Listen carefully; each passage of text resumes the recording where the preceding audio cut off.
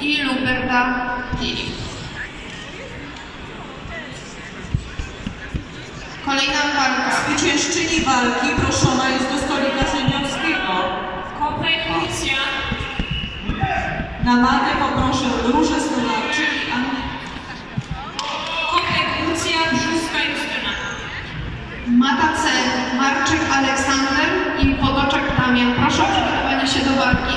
Następnie Jarecki Kacper i Janek Arkadiusz. Do następnej walki na macie B przygotowuje się Wiktoria Nowak i Daria Mara. Do następnej Katarzyna Rząsa i Zuzanna Ezelyńska. Kopek Lucja, proszona na Matea.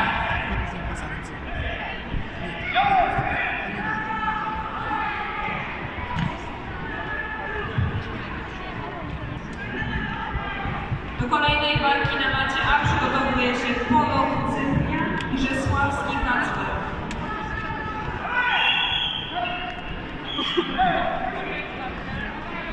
Kasiu! Kasiu! Tutaj!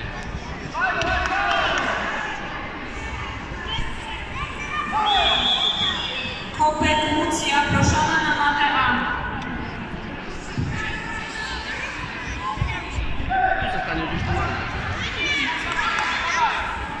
Mata C.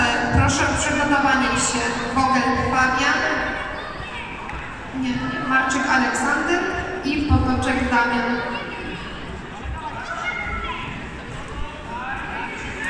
Na macie A Polok Cyprian i Rzesławski Kacper. Walka numer 3.